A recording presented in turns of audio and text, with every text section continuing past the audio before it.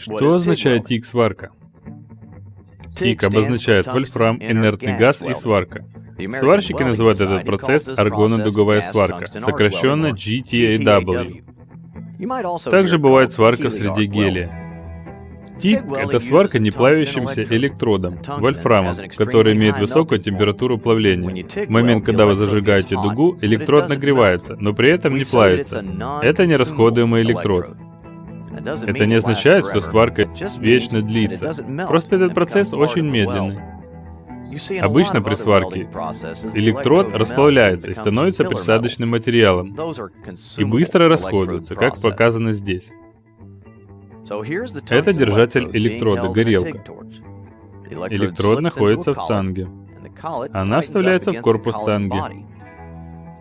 Выход электрода из цанги можно регулировать путем откручивания колпачка. При закручивании колпачка цанга зажимает электрод. Тик — это процесс плавления основного металла,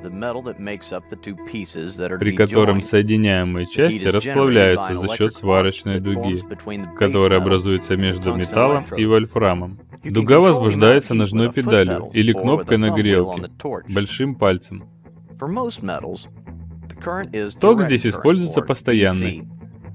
Постоянный, как на аккумуляторе, где постоянный плюс и минус. Сварочный электрод, как правило, на минус, а заготовка на плюс. Термин DCEN обозначает постоянный минус на электрод и постоянный плюс на заготовку. Такое соединение принято называть прямой полярностью. Прямая здесь больше всего подходит. При прямой полярности температура на заготовке очень высокая. При сварке алюминия нужно использовать переменный ток. Переменный ток выглядит в виде волны, которая меняет полярность между электродом и изделием. Это дает больше тепла на электрод, при этом образуется очищающийся эффект. На детали присутствует также оксидная пленка, которая помогает разбить только переменный ток. Это происходит за счет цикличности тока. По замкнутой цепи ток движется по проводам в одном направлении, делая полный круг от источника тока к дуге и на заготовку, а потом в обратном направлении, от заготовки к источнику. Теперь посмотрим на тик-сварку вблизи. Основной металл расплавляется, образуя сварочную ванну. Нужно использовать присадочный материал для ее заполнения. Присадка из определенного материала, в зависимости от того, что вы свариваете. Убедитесь в том, что вы используете именно ту присадку. Это может отразиться на прочности конструкции. В тик-сварке расплавленный металл защищается газом. Как правило, аргон или гелий.